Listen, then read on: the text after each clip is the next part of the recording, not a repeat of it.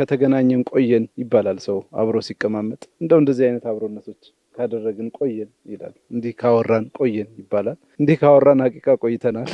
10 ዓመት በኋላ ነው የተገናኘነው 10 ዓመት በኋላ ሐቂቃ ይሄንን መሰባሰብ ይሄንን አብሮነት ለማዘጋጀት የሚያነሳሳን እንዲህ አይነት የአብሮነት ፕሮግራሞችን ከሰራን ቆይት ስላልን ነው ከ3 እና ከ4ኛው ክፍል በኋላ በስቱዲዮ ነው ፕሮግራሞቻችንን በብዛት ያከናወን ነው ስለዚህ ወጣ ብለን እስኪ የአብሮነትን ጽንሰ ሐሳብ ከ10 ዓመት በኋላ ደግሞ ዳግም ህያውና አድርገው በሚል ነው እዚህ ድረስ የመጣ ነው በጣም ስቲምታ እንዳደረጋችሁ ተስፋ አደርጋለሁ ለተመልካቾቻችንም የሚሰጧቸው ሐሳቦች በጣም ያሻገራቸዋቸው ነጥቦች ህያው እንዲሆኑ ሰው ዘንድ የሆነች ነጥብ እንኳን አደረሰው ብዙ ጊዜ በሚዲያ በኩል የምናነሳቸው ሐሳቦች የሆነ ጠረፍ ላይ የሆነ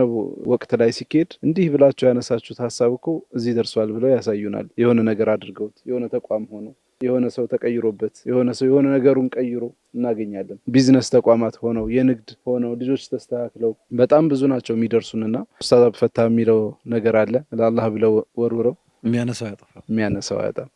ስለዚህ ለአላህ Subhanahu Wa Ta'ala ብላችሁ የወረወራችሁት ሐሳብ የሚያነሳው እንደማያጣ ደግሞ ተስፋ እናደርጋለን በጣም ነው ደስ ያለን በጣም ነው የምናመሰግነው ሐቂቃ